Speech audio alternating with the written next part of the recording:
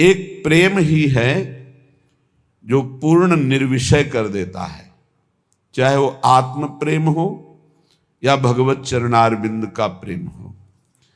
श्रीपाद प्रबोधानंद जी महाराज बहुत सुंदर सिद्धांत का श्लोक कह रहे हैं। यदि ये गुरु कृपा से समझ में आ जाए तो बहुत जल्दी अध्यात्म की स्थिति जागृत हो जाए।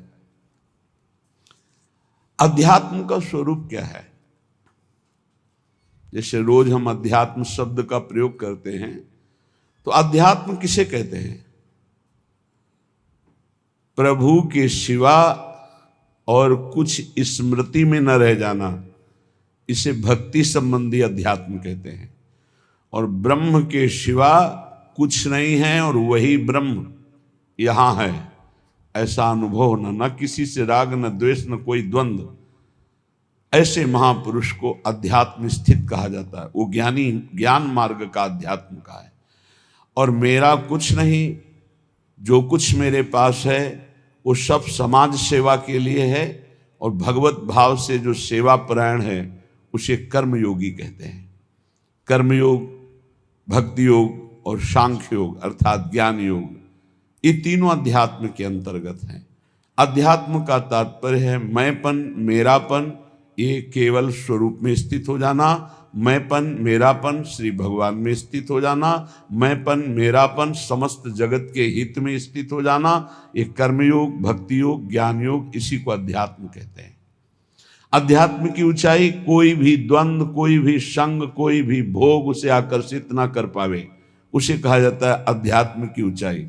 अध्यात्म की स्थिति ब्रह्माकार स्थिति, भगवदाकार स्थिति, जगदाकार, जगत में एकमात्र जगदीश भगवान के सिवा कोई नहीं, ऐसा जिसको है। श्रीपाद कह रहे हैं स्वांतर भाव विरोधनी व्यवहृति सर्वासनैस्त्यज्यताम्।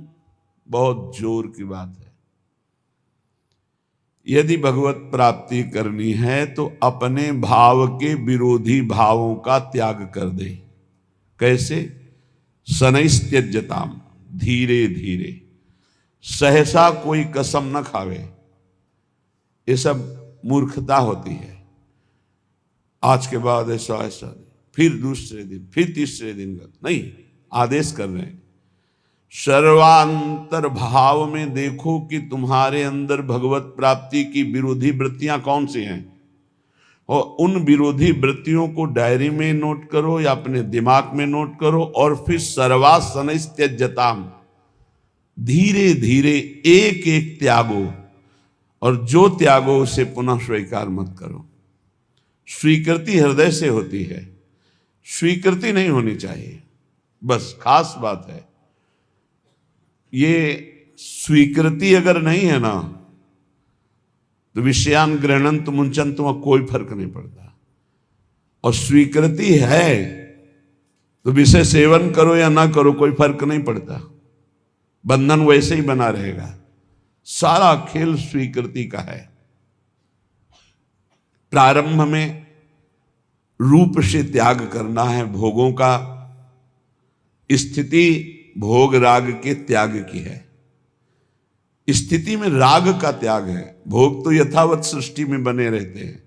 राग रहित होकर वो भोगों में विचरण करने वाला महापुरुष भी किंचन मात्र नहीं बंधन को प्राप्त होता, पर वो एक स्थिति है जहां सब भगवत स्वरूप है। प्रारंभ में स्वांतर भाव विरोधनी, जो अंतर में भाव, जैसे हमारा अंतर भाव है सहचरी भाव, हम वृंदावन नित्य विहार रस के उपासकों का प्रिया, जो हमारी प्रिय स्वामिनी, प्रिय सखी, हम उनकी सखी, हम उनकी नित्य दासी।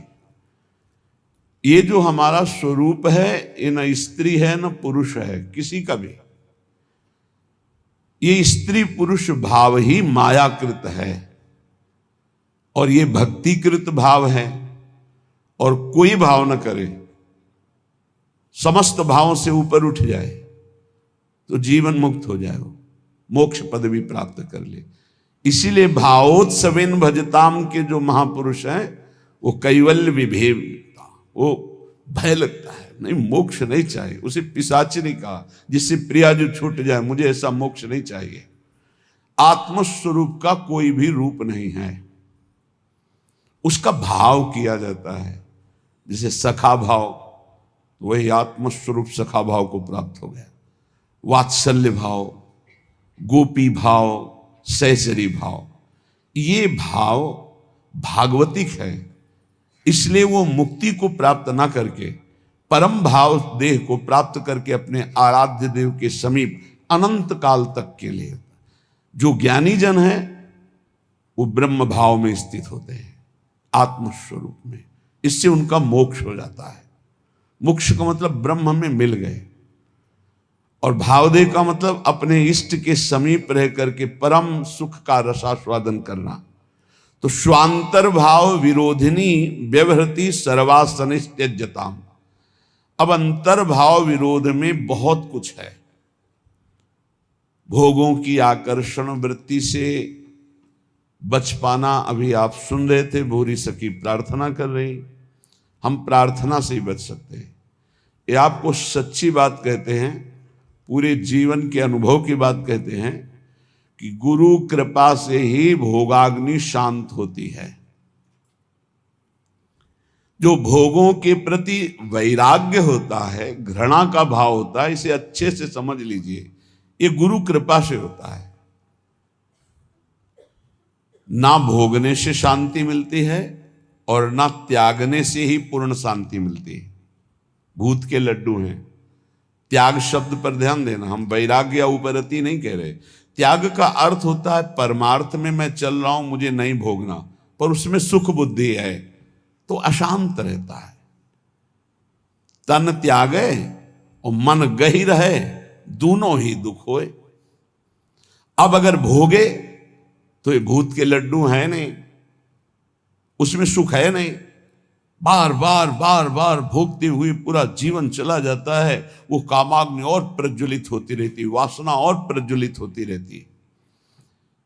अगर कहीं वो भगवत मार्ग में गुरु का वर्ण करके चलने की कोशिश करे तो ये आकर बाधा खड़े कर देते हैं। विद्या, रूप, महत्व, कुल, धन, यौवन, अभिमान, ये अंतर्भाव विरोधिनी, ये स्वरूप देह नहीं प्राप्त होने देते।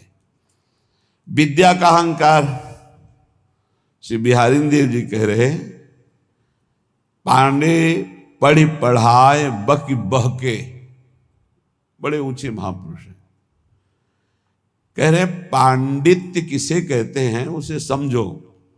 भगवान ने गीता जी में पंडित किसे कहा है। हम लोग पंडित को जाति पक्ष में ले लेते हैं कि पंडित कौन बोले, हो पंडित जी, दुबे जी, तिवारी जी, मिश्रा जी, वो पंडित जी। और भगवान पंडित किसे कह रहे हैं? कह रहे विद्या विनय संपन्ने ब्राह्मणे गविहस्तनी स्वने च स्वपाके च पंडिता समदर्शिनः। पंडित कौन? बोले जो समदर्शी है, जो विद्या विनय संपन्न ब्राह्मण में, गाय में, कुत्ता में, चांडाल में, हाथी में एक ही परमात्मा को देखता है, वो समदर्शी है, वही पंडित है। पंडित कौन? जो समदर्शी है। बोले यहां पढ़ पढ़ के बक बक करके अपने को मान रहे हैं, ये अंतर्भाव विरोधिनी बात की समझना है। परमारथ सपने नहीं सूझो, स्वार्थ ही को सह के पाणे, पढ़ी पढ़ाई बकी बहके। विद्या का जो अभिमान है, इस स्वरूप बोध नहीं होने देता। नायमात्मा प्रवचनेन लभ्या न मेधया न बहुना श्रुतेन। बहुत बुद्धिमान, बहुत विद्वान, बहुत श्रवण और कथन करने वाला, पर अहंकार है, इसलिए ना भक्ति उत्पन्न हो पाएगी और न ज्ञान प्रकट हो पाएगा। विद्या का अभिमान हो जाना बहुत खतरे पे पड़ जाना है। बोले परमार्थ को तो स्वप्न में नहीं जान पाएगा, क्योंकि अहम है और अपनी विद्या का प्रयोग स्वार्थ के लिए करने लगा, स्वार्थ के लिए। ये अंतर्भाव विरोधिनी वृत्ति है भागवती। विद्या का तात्पर्य है विवेक उत्पन्न हो जाना। विवेक का फल है संसार से राग त्याग कर स्वरूप बोध हो जाना या भगवान में अनुराग हो जाना, प्रिया प्रीतम के नाम रूप लीला धाम में आसक्ति हो जाना। यह है विद्वता का फल। तो बोले परमारथ सपने नहीं सूझो, स्वार्थ ही को सह के पाड़े, पढ़ी पढ़ाए बकी बह के, उपजत नहीं विवेक साच बिनु, झूठे ही लालच लहके।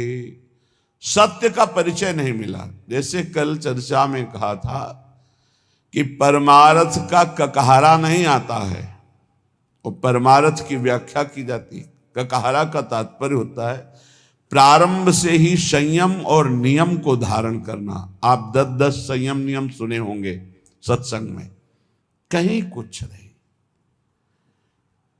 जब जैसे जो मनावे सो करो, जो मनावे सो बोलो, कोई सिद्धांत, कोई दिनचर्या, कोई महापुरुष का शासन नहीं स्वीकृत है। उपजत नहीं विवेक साच बिनु, झूठे ही लालच लहके। अंदर से झूठी वस्तुओं में लालच। झूठा क्या है और साच क्या है? साच क्या है? तो आब्रह्म स्तंभ पर्यंतम सर्वम मायामयम जगत, सत्यम सत्यम पुनः सत्यम हरिर्नामैव केवलम। ब्रह्मा से लेके तिनके तक, तिनके से लेके ब्रह्मा तक अगर कोई आशा है वो झूठी आशा है। कुछ भी है वो सब झूठा है। सत्य क्या है? तो बोले सत्य सत्य पुनः सत्य, त्रिकाल सत्य, तिर्वाचा सत्य, केवल प्रभु का नाम सत्य है। उमा कहूं मैं अनुभव अपना, सत हरि भजन जगत सब सपना। संपूर्ण जगत झूठा, सत्य केवल हरि नाम, प्रभु का नाम। भगवान शंकर कह रहे, शास्त्र क्या कह रहे?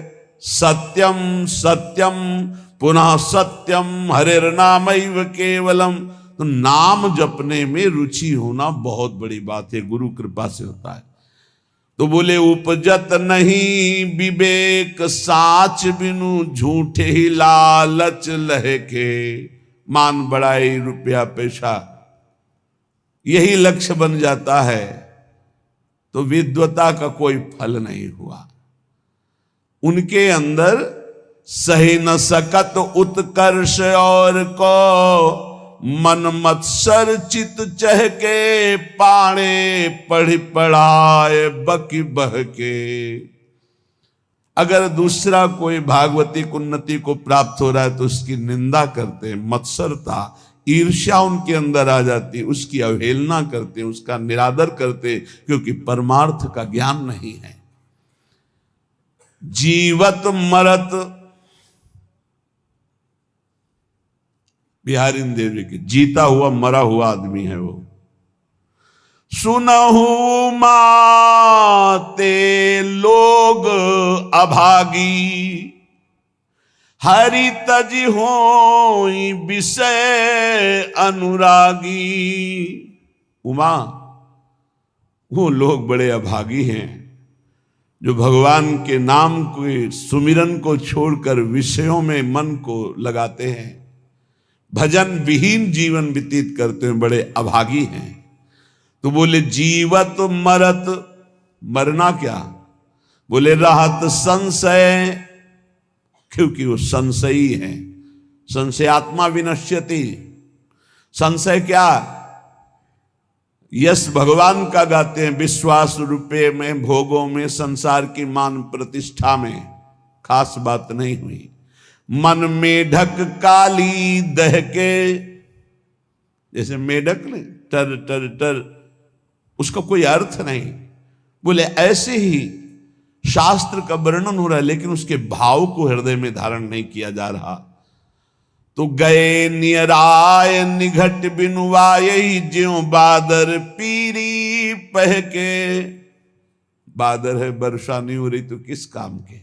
शास्त्र के बिल्कुल समीप पहुंच चुके हैं लेकिन उसके भाव को हृदय में नहीं धारण कर रहे। और अनके गुण दोष गणत सठ अपने गुण सुनि गह के। श्री बिहारी दास तिनको संग तजी जे तृष्णा डाइन डह के। जे भोगों की तृष्णा, तृष्णा किसे कहते हैं? भोगे हुए भोग को बार बार भोगने की इच्छा का नाम तृष्णा है। सुने हुए भोगों को भोगने की इच्छा का नाम कामना है। इस तरह की कामना और तृष्णा में जो फंसे हुए हैं, अपने को बहुत विद्या प्रवीण मानते हैं, दूसरों की निंदा करते हैं, अपने गुणों की अपने मुख से प्रशंसा करते हैं। श्री बिहारी दास जी कह रहे इनका संग त्याग देना चाहिए, क्योंकि इनके संग से भगवत रंग में बाधा पड़ जाएगी। स्वांतर भाव विरोधिनी, पहले तो काम क्रोध लोभ मोह मद मत्सर आदि के त्याग की बात। हम भगवत मार्ग में जब चलते हैं तो हमको ऐसे संग का भी त्याग करना है। श्री भगवत रसिक जी महाराज बहुत बड़े महापुरुष, बड़ी भावना से कह रहे हैं, इसे कड़वा ना समझा जाए। गुरुजनों के वचन बहुत मीठे होते हैं, वो नीम जैसे लगते हैं कड़वे, पर वो बहुत अंतर में जाकर के रोगों का नाश करते हैं, भव रोगों का। मन में आया कि चलो भगवान के मार्ग में चलते हैं, और हमने भेष धारण कर लिया। तो बोले वेशधारी हरि के उरसाले। भगवान के हृदय में दुख पैदा करने वाला कार्य करते हैं। भगवान के दास कहा कर भगवान का वेश धारण करके। वेशधारी हरि के उरसाल स्वांतर भाव विरोधनी व्यवृति। अपने अंतर्भाव के विरोधी भावों का त्याग करो। कौन से अंतर्भाव विरोधी है? तो अभी सुना कि विद्या बहुत है, बहुत शास्त्रों का ज्ञान है, लेकिन एक भी बात शास्त्र की अपने जीवन में नहीं उतारी। दूसरों की निंदा करते हो, अपने गुणों का वर्णन अपने मुख से करते हो, संसारिक लाभ रुपया पैसा सम्मान चाहते हो। बोले ऐसे लोगों का संग त्याग देना चाहिए भगवत प्रेम प्राप्ति के लिए। अब दूसरी बात, वेशधारी हरि के उरसाले। वेश भागवतिक है और भगवान को दुख पहुंचाते हैं। जो वेश बना करके लोभी दंभी कपटी नट से शिष्णोदर को पाले। ये वेशधारी हरि के उरसाले। लोभी, रुपये का लोभ है। दंभी, पाखंड नाटकबाजी दिखाकर लोगों को ठगने का भाव है। और कपटी, बड़े कपट हैं, अंदर से और कुछ बाहर से और कुछ। और नट, नट जैसे विविध प्रकार की कलाएं दिखाकर लोगों को आकर्षित करके धन लेता है।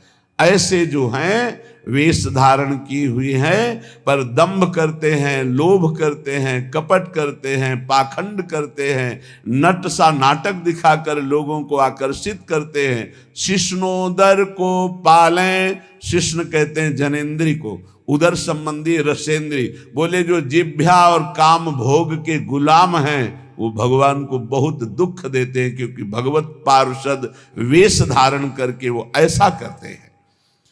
गुरु भयो घर घर में डोले, नाम धनी को बेचे।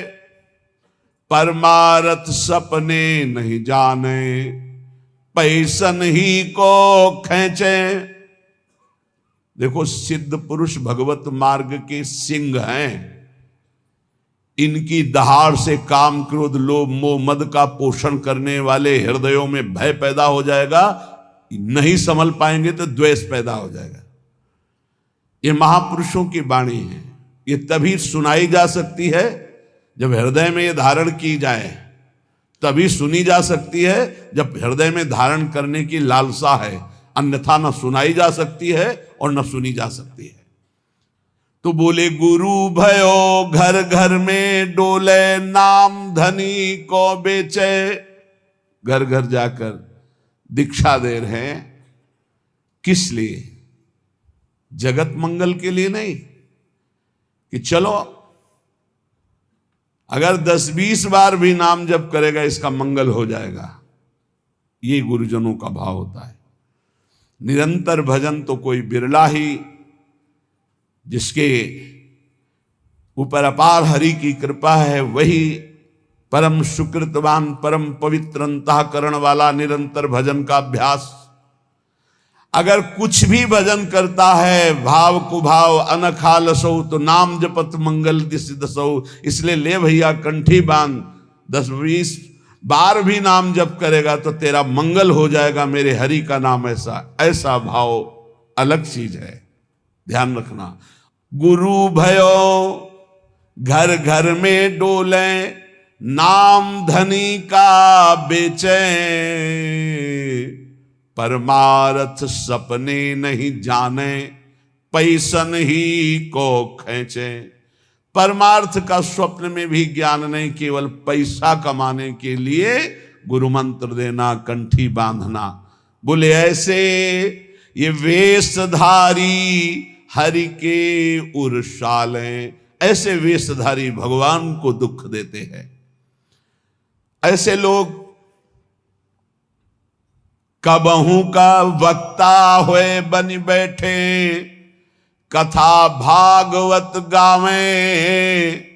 अर्थ अनर्थ कछु नहीं भासे, पैसन ही को धावे। कथा करने वालों को जानते हो क्या कहा गया है? भूरिदा जना तव कथामृतम तप्त जीवनम, कवि भीरीडितम कलमशापहम, श्रवण मंगलम श्री मुदाततम। परम मंगल करने वाले ये बड़े दानी हैं जो भगवान की चर्चा सुनाते हैं समाज को। कुटिशाह इनके चरणों में प्रणाम है। जो निष्काम भाव सबके हृदयों में भगवान का कृपा प्रसाद उदय हो, श्रवणेंद्री के द्वारा हमारे भगवान की चर्चा सुने और मोहमल पाप का नाश करके भगवत प्राप्ति के मार्ग में अग्रसर हो, इस भाव से जो भगवान की कथा सुनाते भूरिदा जना, वो बहुत बड़े दानी हैं। भगवत चर्चा सुनाने वाला बहुत बड़ा दानी है और उसे हम भगवान से भी अधिक सम्मान करते, क्योंकि वो मेरे प्यारे लाडले प्रीतम की चर्चा सुनाता है। जो प्रीतम की चर्चा सुनाता है, प्रीतम का अद्भुत नाम रूप लीला धाम का सुख प्रदान करता है, वो प्रीतम से भी बढ़कर हमें प्यारा है। एक तो ये, दूसरा ये कि अर्थ अनर्थ कछु नहीं जाने। उनको पता ही नहीं है कि इस श्लोक का वास्तविक अर्थ क्या है, खुद पता नहीं है। कभी कभी ऐसे लोग वक्ता होकर के बन बैठते हैं, भगवान की कथा का अर्थ का अनर्थ करते रहते हैं। इनको अर्थ अनर्थ से कोई मतलब नहीं, पैसा नहीं को धामे। बात ध्यान रखना। एक है भगवत कथा करने वाले भूरिदा जना, जो जगत मंगल करने के लिए भगवान की चर्चा करते हैं। हम भगवान की चर्चा कर रहे हैं भगवान की प्रसन्नता के लिए, जगत मंगल के लिए, तो वो कैसे हैं? बोले भूरिदा जना। हमारा मार्ग प्रशस्त हो रहा है अध्यात्म का, परमार्थ का। और परमार्थ का जब मार्ग प्रशस्त हो रहा है तो स्वार्थ की पूर्ति तो जगन्नियंता भगवान कह रहे योगक्षेमम भाम्यम, अपने आप पूर्ण करते हैं। हमें उसकी चाह करने की जरूरत नहीं।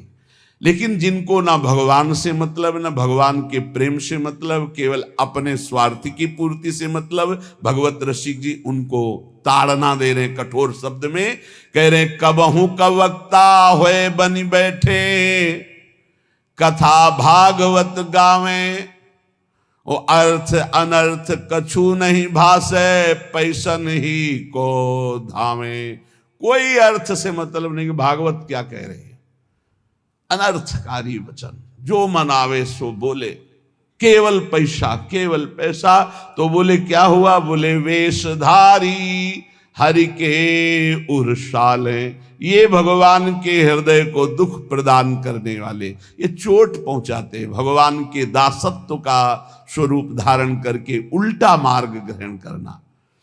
बोले ऐसे लोग कभी कभी एक और लीला करते हैं, कबहू का हरि मंदिर को सेवें करें निरंतर वासा, भाव भगति को लेस न जाने पैसन ही की आशा।